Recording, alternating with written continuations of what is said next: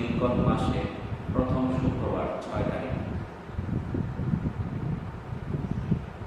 রাসূলুল্লাহ সাল্লাল্লাহু আলাইহি সাল্লাম বলেন, আল্লাহ তাআলা আসমান জমিন সৃষ্টি করার দিন থেকে বছর 12 মাস, এর মধ্যে 4টি মাস সম্মানিত, 3টি একাধারে, জিলকদ, জিলহজ, মুহররম, আর চতুর্থটা হচ্ছে রজব।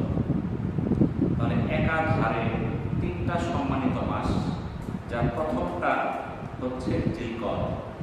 আজকে সেই সম্মানিত জিলকদ মাসের প্রথম শুক্রবার। তাহলে আসলে আমরা আরবি মাসগুলোর হিসাব রাখি না, কখন কোন মাস চলতেছে এটা আমরা জানি না, কোন মাসের মর্যাদা ফায়দা কতটুকু এটাও জানি না, না জানার কারণে আমলও করতে পারি না। এই সম্মানিত মাসগুলোর মধ্যে আইএমের জাহিলিয়াতের যুগেও কোনো যুদ্ধ বিগ্রহ হতো না, কিন্তু এখন আমরা বলি আমাদের জ্ঞান অনেক বেশি, আমরা সভ্য জাতি, সারা বিশ্ব এখন সভ্যতার আলোকে উদ্ভাসিত, কিন্তু আমরা এই মাসগুলোর মধ্যে যুদ্ধ বিগ্রহে লিপ্ত, বিভিন্ন মন্দ কাজে লিপ্ত। আজকে দেখা যায় আমাদের চারপাশে আমাদের সন্তানেরা, আমাদের ভাইয়েরা অনেকেই বিপদকারী, অনেকের মাদকের নেশায় আসক্ত, বিভিন্ন ধরনের এখন মাদক বের হয়েছে, যেগুলো মানব দেহের জন্য অত্যন্ত ক্ষতিকর এবং ইসলামের দৃষ্টিতে সম্পূর্ণ হারাম। কিন্তু এই মাদক দ্রব্যগুলো আমাদের সন্তানেরা, আমাদের ভাইয়েরা অনেকেই এগুলো গ্রহণ করে, এগুলো ক্রয় বিক্রয় করে, বাজারে পাওয়া যায়। যদিও এই সকল বিক্রয় করা নিষিদ্ধ, সরকারের আইন আছে, সরকার চেষ্টা করতেছে, অনেক ধরা পড়তেছে, কিন্তু এরপরেও এগুলো বন্ধ হচ্ছে না। এগুলোর ক্রয় বিক্রয় কারা করতেছে? তারা তো আমাদের মতো মুসলমানের সন্তান। আবু দারদা রাদিয়াল্লাহু তাআলা থেকে বর্ণিত, তিনি বলেন, আমাকে রাসূল সাল্লাল্লাহু আলাইহি সাল্লাম এই মর্মে ওসিয়ত করেছেন, কখনো তুমি মদ পান করো না, কারণ তার সকল অকল্যাণ এবং অঘটনের চাবিকাঠি। এটা ইবনে মাজাহ 3434 নম্বর হাদিস। হাদিসটা বর্ণনা করছেন হযরত আবু দারদা রাদিয়াল্লাহু তাআলা। আল্লাহ রাসূল সাল্লাল্লাহু আলাইহি সাল্লাম তাকে ওসিয়ত করেছেন, তুমি কখনোই মদ পান করো না, কেন? তার সকল অকল্যাণ এবং অঘটনের চাবিকাঠি। যারা মদ, এখন তো মদের বিভিন্ন নাম বের হয়েছে, এখন মদের আর অনেক প্রকার বের হয়েছে, আগে এত কিছু ছিল না, কিন্তু এখন ইয়াবা, ফ্যান্সিডি, হেরোইন, প্যাথেডিন, কত মাদক দ্রব্য বের হয়েছে হিসাব ছাড়া, অনেকগুলো নামই আমরা জানি না।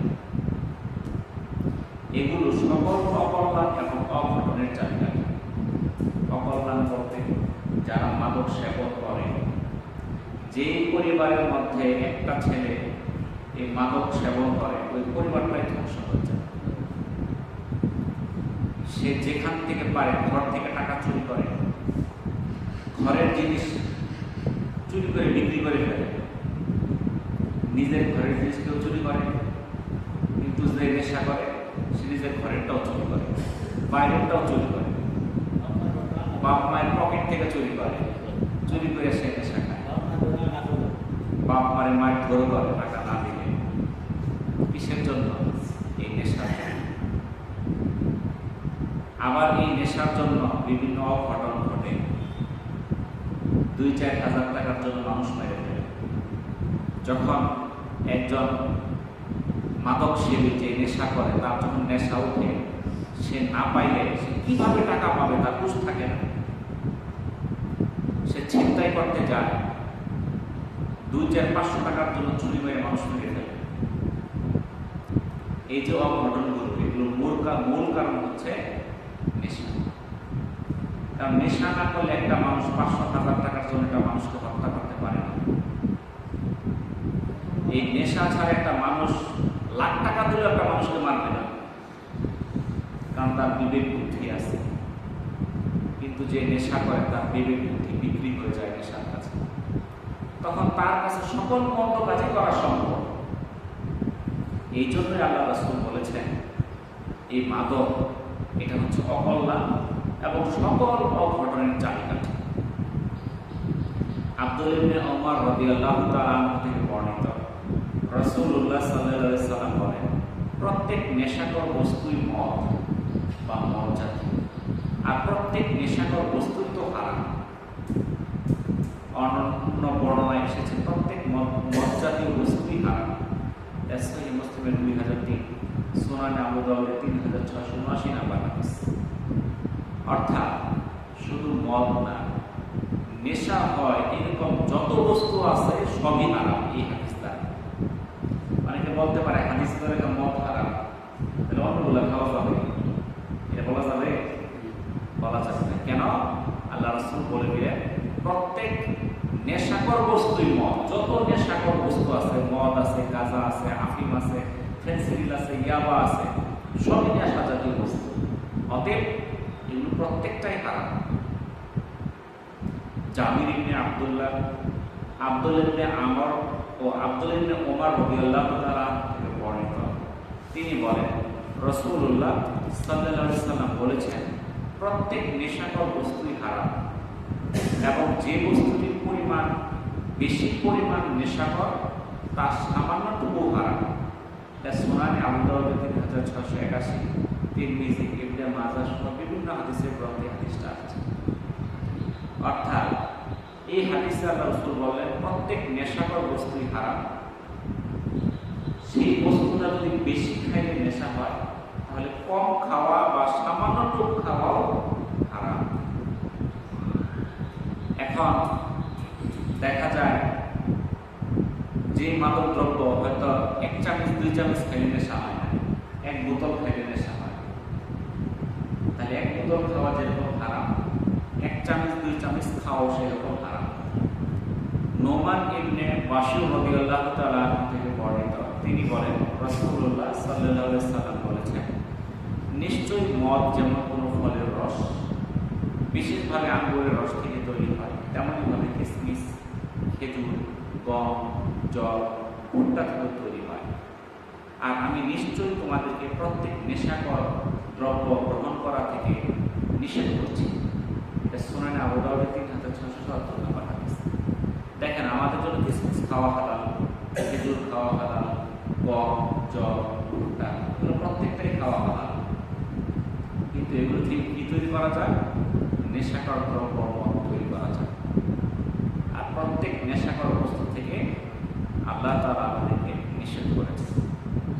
আব্দুল ইবনে ওমর রাদিয়াল্লাহু তাআলা থেকে বর্ণিত, তিনি বলেন একদা ওমর রাদিয়াল্লাহু তাআলা মিম্বরে উঠে আল্লাহ তাআলার প্রশংসা ও রাসূল সাল্লাল্লাহু আলাইহি ওয়াসাল্লামের উপর দরুদ পাঠ করলেন এবং বললেন মদ হারাম হওয়ার আয়াত অবতীর্ণ হয়েছে। তখনকার সময় 5টি বস্তু দিয়ে মদ তৈরি করা হতো: আঙুর, খেজুর, মধু, জল এবং গম। তবে মদ বলতে এমন সব বস্তুকে বোঝানো হয় যা মানুষের মস্তিষ্ককে উন্মত্ত করে ফেলে, নেশাগ্রস্ত করে ফেলে, সেগুলো হল মদ। সহিহ বুখারীর 4619 নাম্বার হাদিস। আনাস ইবনে মালিক ও আব্দুল ইবনে ওমর রাদিয়াল্লাহু তাআলা থেকে বর্ণিত, তারা বলেন রাসূলুল্লাহ সাল্লাল্লাহু আলাইহি সাল্লাম মদের ব্যাপারে 10 জন ব্যক্তিকে লানত বা অভিসম্পাদ করেছেন। 1 নাম্বার যে মদ বানায়, 2 নাম্বার যে মূল কারিগর, 3 নাম্বার যে পান করে, 4 নাম্বার যে বহন করে নিয়ে যায়, 5 নাম্বার যার নিকট বহন করে নেওয়া হয়, 6 নাম্বার যে অন্যকে পান করায়, 7 নাম্বার বিক্রেতা যে বিক্রয় করে, 8 নাম্বার যে লাভ খায়, 9 নাম্বার খরিদ্দার যে কিনে, 10 নাম্বার যার জন্য খরিদ করা হয়। এদের উপর আল্লাহ তাআলা অভিশাপ দিয়েছেন, লানত দিয়েছেন। এখন এখন আমাদের কেউ কেউ আছে নিজে নেশা করে না, বাইরে বিক্রি করে। আবার কেউ আছে কিনেও না, বিক্রি করে না, এখান থেকে লাভ নেয়। আছে না?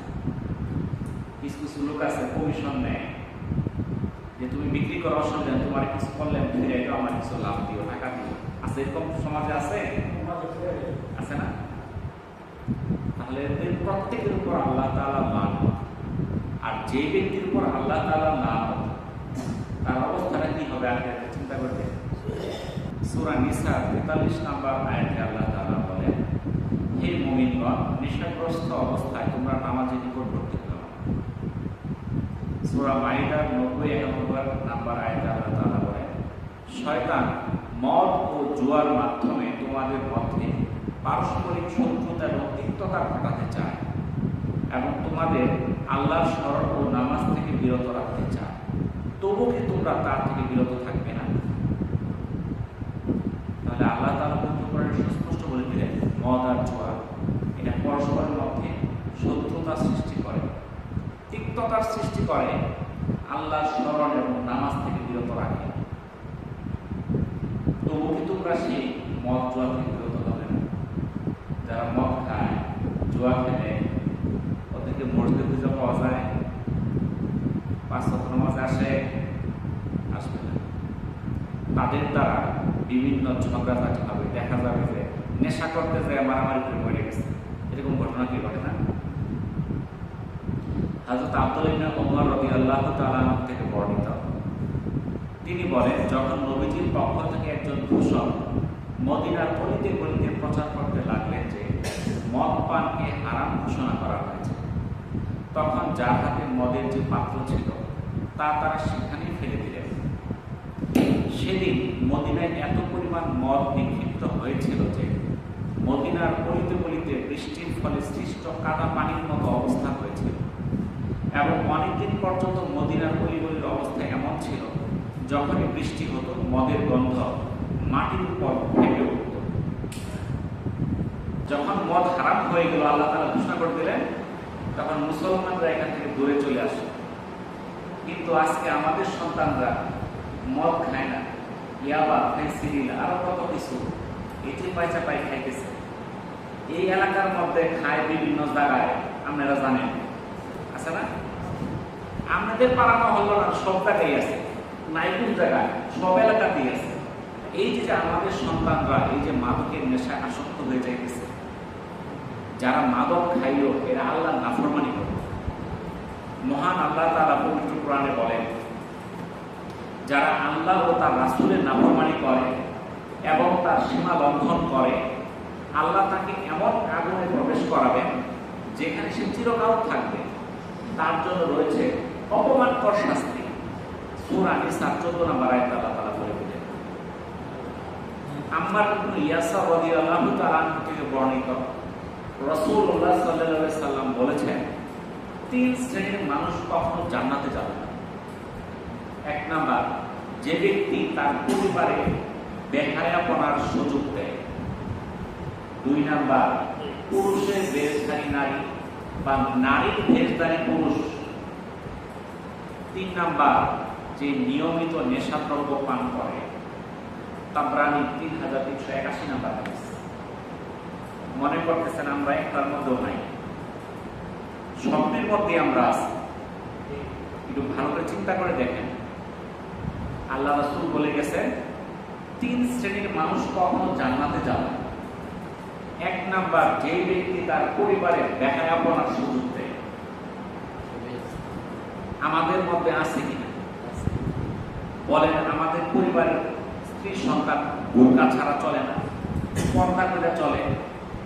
যখন কোনো অনুষ্ঠান হয়, বিয়ের অনুষ্ঠান, ঈদের আয়োজন, তখন বোরকার খোঁজ নাই, তখন সুন্দর করে সাজা পাইজা বিভিন্ন অনুষ্ঠান করতেছে, গায়ে হলুদ করতেছে। মুসলমানের মধ্যেও এই সকল চলতেছে। বেপরদায় তারা বিভিন্ন ছবি করতেছে, গান বাদ্য গাইতেছে, এই ছবি মোবাইলে ফেসবুকে ছাড়তেছে, মানুষ দেখতেছে। সে পর্দার কি দাম রইল বলতো? আপনি আমি আমাদের স্ত্রী সন্তানকে তো বাধা দিচ্ছি যে তোমরা এটা করো কেন? কি বলে, বাড়ির মধ্যে যখন থাকে পর্দাই থাকে, যখন বাইরে যায় পর্দা থাকে।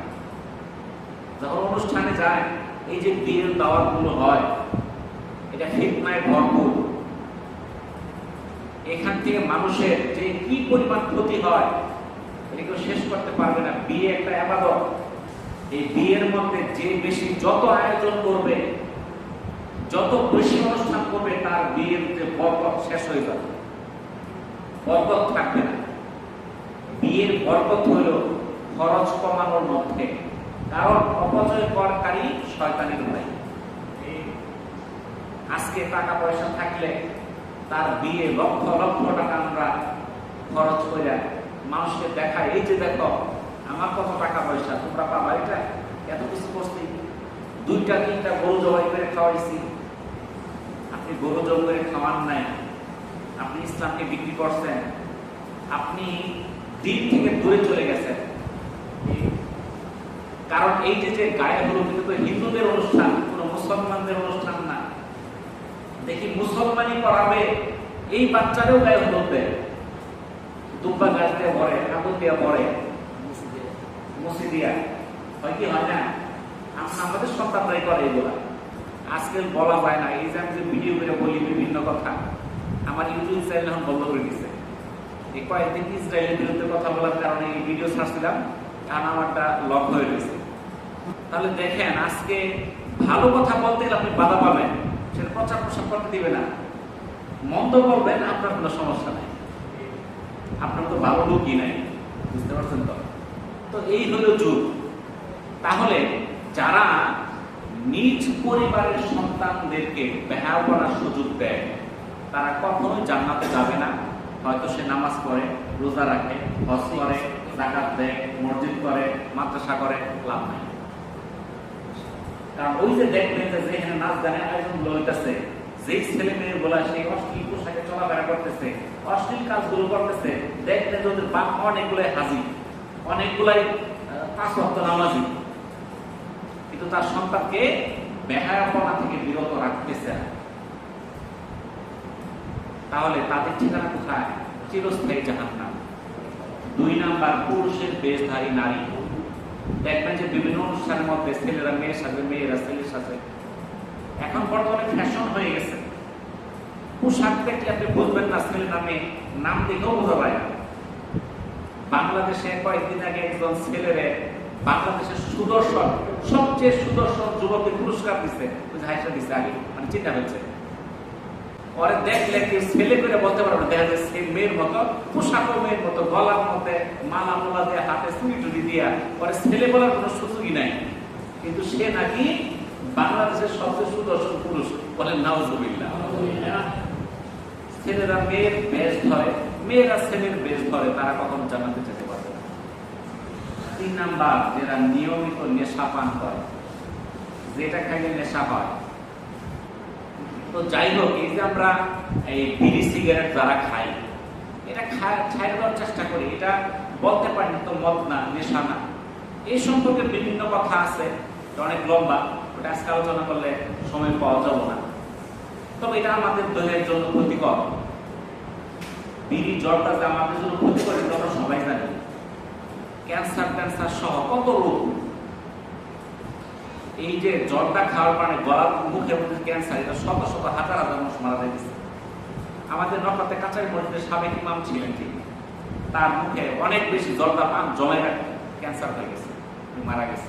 এরকম বিভিন্ন মানুষ এই জলটা খাওয়ার কারণে মুখের ক্যান্সার, বিড়ি খাওয়ার কারণে ফুসফুসের ক্যান্সার, বয়স্ক মানুষ কাশতে কাশতে ছাড়তে পারে না। কিসের জন্য? এই বিড়ি সিগারেট তামাক। সবার গ্যাস্ট্রিকের পরীক্ষা লাগে, কারণ কি? বিড়ি সিগারেট তামাক।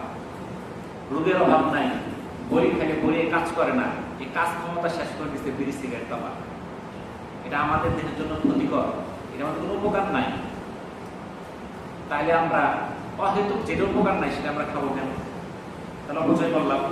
অপচয় করে শয়তানের ভাই। কি কন? আপনি দেখেন বিড়ি সিগারেট খাইলো, হ্যাঁ, তার পাশের ভাইকে ধোয়ার গন্ধ। আপনি যে জলটা খায়, ওর মুখের গন্ধ যে খায় না সে সহ্য করতে পারবে না, সে নামাজ পড়তে আসে, আর জন্য কি ক্ষতি হইতেছে না? সাধারণত কাঁচা পেঁয়াজ এটা খাওয়া কি হারাম? এটা খাওয়া হালাল। কাঁচা রসুন খাওয়া হালাল, কিন্তু মুখে দুর্গন্ধ হয়। এই জন্য মসজিদে আসলে ভালো করে দাঁত পরিষ্কার করে আসতে হবে, যেন দুর্গন্ধ না হয়। তাহলে ওটা হালাল জিনিস, কিন্তু দুর্গন্ধটা আরেকজনের কষ্ট হইতে পারে। যারা তামাক জর্দা খায় আইসা মসজিদে পয়সা বলবো, খায় আসতে ভালো কথা। আমি করবো এমনও আছে মধ্যে বই বই খায়, মসজিদে বই খাইতেছে। আমরা করি যে ফাজাইল আমলের মধ্যে অনেক বড় বুজুর্গ ব্যক্তিরা কি করতো, রুটি খাইতো না, ছাতু খাইতো। পরে বলতো ছাতু খান কেন? রুটি খাইলে চিবায় খাইতে অনেকক্ষণ সময় লাগে, আর ছাতু পান দিয়ে মিশে খাই ফেলি মুহূর্তের মধ্যে। যতক্ষণ সময় কম লাগে এতক্ষণ এতবার আমি আল্লাহর জিকির করতে পারি। আর আমরা পান খাই গরুর মতো চাওয়া খাই। তাহলে বুঝবেন যে পান খায় আপনার মানে প্রকৃত আমলওয়ালা না, কারণ তার তো পান খাওয়ার সময় নাই, সে তো জিকির থাকবে। তাহলে এই যে জিনিসগুলা, এগুলো থেকে আমাদের বিরত থাকতে হবে। আব্দুল ইবনে আমর রাদিয়াল্লাহু তাআলা আনহু বলেন, রাসূলুল্লাহ সাল্লাল্লাহু আলাইহি সাল্লাম বলেছেন, যে ব্যক্তি নেশাদার দ্রব্য পান করবে, আল্লাহ তার সালাত, এই নামাজ 40 দিন কবুল করবেন না। যদি এই অবস্থায় সে মারা যায়, সে জাহান্নামে যাবে। যদি তওবা করে, তাহলে আল্লাহ তাআলা কবুল করবেন। যদি আবার সে নেশাদার দ্রব্য গ্রহণ করে, তাহলে আল্লাহ তাআলা আবার তার 40 দিনের সালাত কবুল করবেন না। যদি এই অবস্থায় সে মারা যায়, আল্লাহ তাকে জাহান্নামে দিবেন। আর যদি তওবা করে, তবে আল্লাহ তাআলা তার তওবা কবুল করবেন। আবার যদি নেশাদার দ্রব্য পান করে, তাহলে 40 দিন তার নামাজ কবুল হবে না। এই অবস্থায় মারা গেলে সে জাহান্নামে যাবে। তওবা করলে আল্লাহ তাকে তওবা কবুল করবেন। লোকটি যদি চতুর্থবার এই নেশাদার দ্রব্য গ্রহণ করে, তাহলে তাকে কিয়ামতের দিন রাদাগাতুল খাবার এটা পান করাবেন। সাহাবীগণ জিজ্ঞাসা করলেন, হে আল্লাহর রাসূল, এই রাদাগাতুল খাবার কি? রাসূলুল্লাহ সাল্লাল্লাহু আলাইহি সাল্লাম বললেন, আগুনের তাপে জাহান্নামীদের শরীর হতে গলে পড়া রক্তপুঞ্জ মিশ্রিত তরল পদার্থ। সহিহ ইবনে মাজাহ 2738 নম্বর হাদিস। তাহলে আমাদের সন্তানদের মধ্যে অনেকেই মাদক দ্রব্যে জড়িত আছে, অনেকেই নেশাদার দ্রব্য পান করে। আপনি কি চান আপনার সন্তানটা জাহান্নামে যাক? তাহলে আপনি সেখান থেকে তাকে ফিরে আনেন।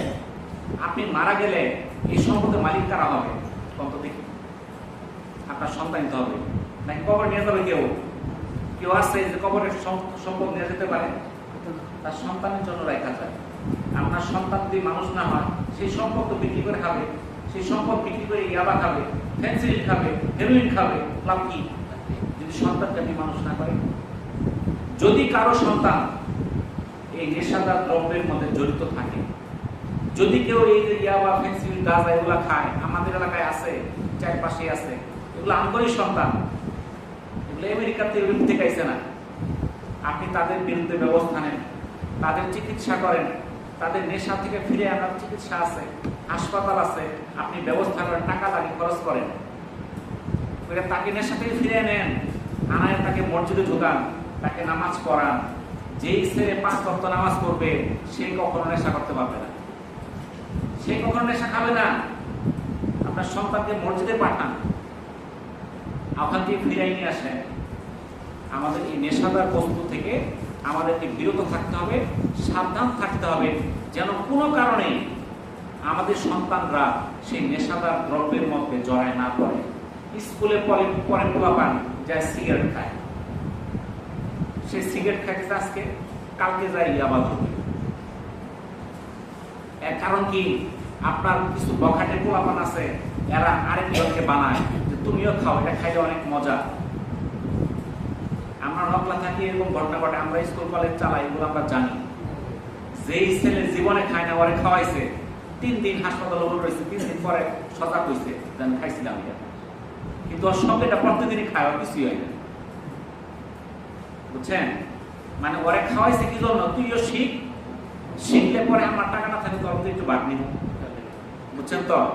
একজন যে বিড়ি খায়, ওই আরেকজনের বিড়ি খাওয়া শেখায়, কারণ এর হাতে টাকা না থাকলে ওই খাইলে একটা দিয়ে খাবো, এই জন্য তো সঙ্গী বানায়। বুঝতেছেন তো?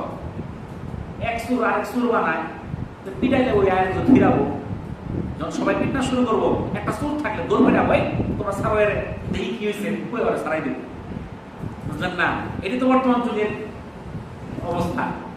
তাহলে আমাদের সন্তানরা যেন এই সকল মন্দ কাজে জড়ায় না পড়ে। আর আমরা আমাদের সন্তানদের জন্য দোয়া করব।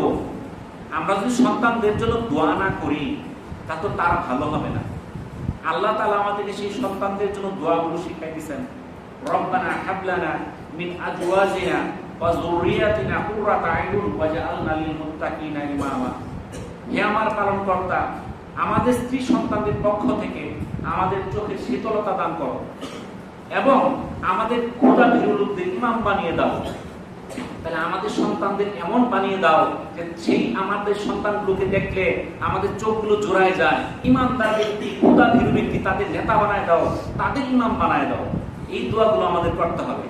আমরা চেষ্টা করি আমাদের সন্তানরা যেন কোনো কারণেই মাদকের দিকে না যায়, এটা খেয়াল রাখবেন।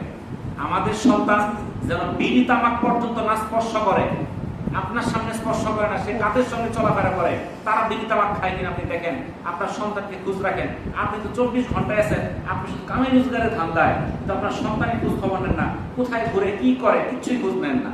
যার জন্য আমাদের সন্তানরা আজকে এই যে যুগে বলতেছে, সেই দিকে যাইতেছে।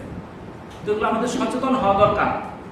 আমাদের অসচেতনতার কারণে তো এগুলো সমাজে আজকে ফল দেখতেছে, এগুলো মানুষ খাইতেছে। আপনি সচেতন হইলে আপনার সন্তান তো এখানে চাইতো না। আপনি খেয়াল খবর রাখছেন না, রাত বিরাত বন্ধের মধ্যে বসে থাকে, রাত 12টা 1টার সময় ঘরের মধ্যে আসে, রাস্তার উপরে বয়ে বয়ে মোবাইল দেখে, শুধু মোবাইলে দেখেন আরো কিছু করে, তাও তো জানেন না। এই খোঁজ খবরটা নিতে হবে। আপনার সন্তান প্রতি আপনার তদারকি বাড়াইতে হবে, তাহলে আপনার সন্তান সঠিক পথে চলবে। আল্লাহ তাআলা আমাদেরকে তৌফিক দান করুন। ওয়া আখিরু দাওয়ানা আলহামদুলিল্লাহি রাব্বিল আলামিন। আসসালামু আলাইকুম ওয়া রাহমাতুল্লাহি ওয়া বারাকাতুহু।